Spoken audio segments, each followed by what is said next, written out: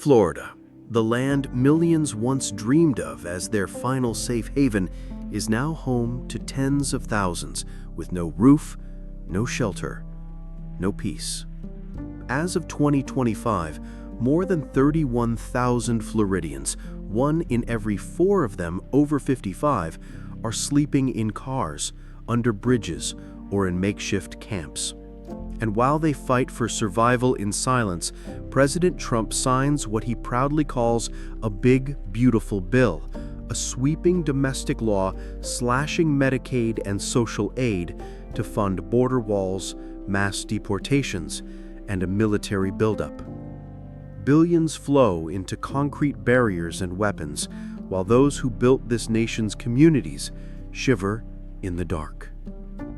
All the while, tourists sip cocktails on Miami's rooftops, oblivious to seniors camped beneath Tampa's overpasses. The so-called Sunshine State has cast a long shadow over its elders. In Orlando, rents for a single-bedroom apartment now smash through the $1,900 mark, a figure that devours pensions like wildfire. How did this paradise turn into a place of quiet despair? What forces crushed the promise that hard work would earn peace in your golden years? Stick with us, because this story peels back the facade of paradise to reveal a crisis tearing at the soul of Florida. By the end of this video, you'll see why this matters not just to Florida, but to every corner of America. There was a time when Florida meant one thing: the promise of peace. The Sunshine State wasn't just a destination, it was a dream. Retirees packed up their lives from cold northern cities, trading snow shovels for sea breezes, rushing to small coastal towns where the sound of the surf was the soundtrack of a well-earned rest. In places like Sarasota or Clearwater, communities blossomed, built on the hope that Florida would be the reward for decades of hard work. But today, that promise has crumbled. The quiet streets where neighbors once gathered for coffee are now overshadowed by glass towers and gated communities. Golf courses and luxury resorts have replaced modest homes, bulldozing not just buildings, but history and belonging. In Naples, what was once a haven for middle-class retirees now demands $699,000 just to own a piece of the dream. And as President Trump beams about his push for a Gaza ceasefire, promising peace in lands oceans away, the people of Florida are left to fight a silent war of survival on their own doorsteps. 15 years ago, Margaret packed up her small world and moved south. A retired librarian with gentle eyes and a lifetime of service, she chose Fort Myers for its promise of peace. Her savings were modest, but they were enough for a tiny apartment where she could read, rest, and breathe easily. That peace shattered when her rent shot up by $500 in a single year, forcing her out. Now, at 72, Margaret sleeps in the driver's seat of her car, parked beneath the swaying palms of Lee County's beaches. And as if losing her home wasn't enough, the ink had barely dried on President Trump's so-called big, beautiful bill when Margaret lost her access to critical health care. Cuts to Medicaid in that legislation stripped away her last safety net, leaving her not just unhoused, but unseen by the system she once trusted. "I thought I'd earned peace, but now I don't know where I belong," she says softly. Miami-Dade, home to nearly 3 million souls, has become ground zero for Florida's homelessness crisis. Over 4,000 people sleep on its streets each night, their shelters made of tarps, plywood, or whatever scraps they can find. In places like Overtown, lots meant for future high-rises have become the only refuge for those with nowhere else to go. It's a cruel irony. Where tourists spend $500 on seaside dinners, thousands of seniors, People who once came here dreaming of comfort are left battling for survival. Rents? Try $2,700 a month for a one-bedroom. That's not a home. That's a price tag that drains savings and swallows pensions whole. And while Miami's elders sleep beneath neon lights, the nation's spotlight drifts elsewhere. The president celebrates his latest domestic victory, a bill slashing health and housing support to fund new deportation efforts and defense spending. In the glitz of Miami's skyline, you can almost hear the silence of those forgotten. Orlando, a name that conjures images of fireworks, laughter, and dreams come true. But drive 15 minutes from the magic gates of Disney, and the fantasy fades fast. There, on forgotten plots along the I-4, nearly 100 seniors and struggling residents piece together shelter from tarps and plywood. Orange County's homeless count has surged past 1,500, and the number climbs with each passing month. Rents? Try $1,900 on average, almost triple what it was a decade ago. And here's the bitter twist.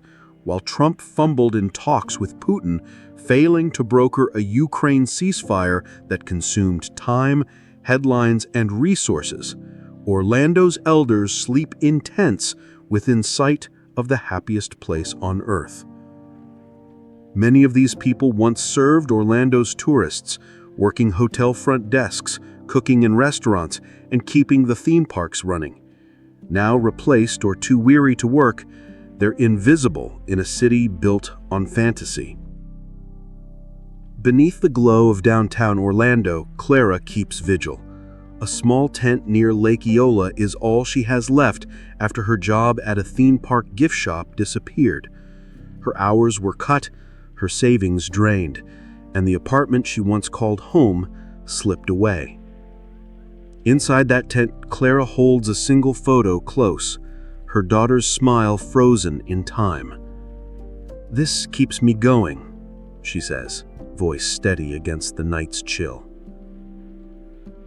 Volunteers drop by with blankets and kind words, reminders that even here, compassion can still flicker. Far beyond Miami's glow or Orlando's neon, Florida's hidden corners are grappling with a storm no one talks about. In Jacksonville, a city of more than 1.6 million souls, over 1,300 people sleep beneath the shadow of overpasses along the St. Johns River, hoping the rain holds off. In Tampa, the Greyhound station has become a last resort, not a departure point. Families line the sidewalk, not for a bus, but for a night's safety. According to HUD's 2025 data, more than 31,462 Floridians are trapped in this struggle, with 1 in 4 over 55. Elders who once taught our children, kept our cities clean, and served our communities. Yet here they are, invisible in the land they helped build. And while President Trump sends the National Guard to California to confront unrest, seniors in Jacksonville shiver beneath bridges, abandoned in their own backyard. How did Florida's dream transform into this nightmare? Groceries? Up 20% in just a few years. Power bills? Unpayable for many, forcing heartbreaking choices between food, medicine, or light. Investors circle like vultures, snapping up entire neighborhoods in West Palm Beach and flipping them for luxury profits, with zero obligation to provide for those barely hanging on. Health services that once offered hope are vanishing, gutted by budget cuts. The elderly, the very people who kept Florida's engine running, are left to fall through the cracks. Florida's homelessness crisis isn't a line on a chart. It's a mosaic of lives undone. Broward County, a bustling home to nearly 2 million, now sees entire streets lined with abandoned houses, their owners defeated by insurance premiums that average a staggering $3,200 a year.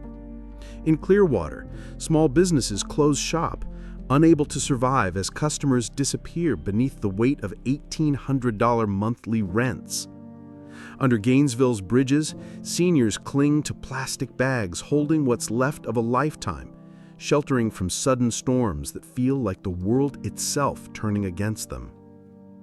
Across America, the cracks that started in Florida are spreading, and the warning signs are no longer subtle.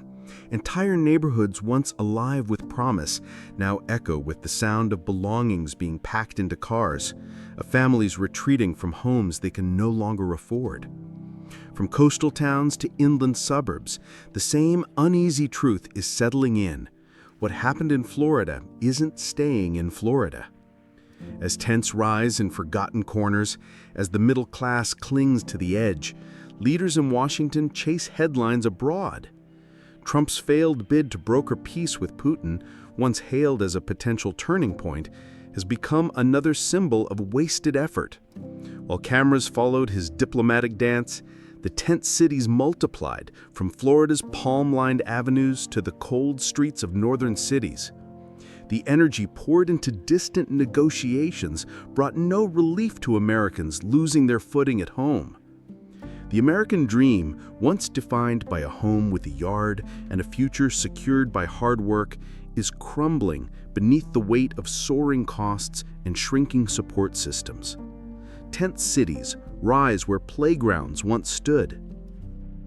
But what if instead of surrendering to this decline, we dared to design a different future? The solutions aren't as distant or impossible as we're led to believe. Imagine communities where land is owned not by absentee developers, but by trusts that lock in affordability for generations. Picture entire neighborhoods where homes aren't built to dazzle investors, but to shelter families, elders, and workers, people who make communities whole. Modular housing, once dismissed as experimental, now offers a practical path forward, faster, cheaper, and sustainable. It's not fantasy, it's a choice. Picture energy independence for the vulnerable, solar microhomes that slash utility costs, reduce dependence, and offer dignity to those who have too long been left in the shadows. Envision work programs that don't just promise retraining, but deliver meaningful, flexible jobs, ones that match the skills and realities of older workers who still want to contribute and who still have so much to give. And here's the irony. The same determination poured into seeking ceasefires abroad could ignite transformation at home. If we can negotiate for peace in foreign lands, why not fight for security and stability for our own citizens? The resources exist, the tools are tested. What's missing is focus and the courage to put people ahead of spectacle. Stop the rent madness. By capping annual increases at 5%, we could protect thousands of households from the eviction notices that now arrive with cruel regularity. The billions saved from cutting military aid to Ukraine, a move already shifting federal priorities, could instead fund 1,000 modular homes right here in Kissimmee. Homes that would rise fast, shelter families, and cost a fraction of endless foreign entanglements. But housing alone isn't enough. We need to revive what's been abandoned. Frozen or forgotten in too many places, it could reopen with just a sliver of redirected federal funds, offering lifelines to families on the brink.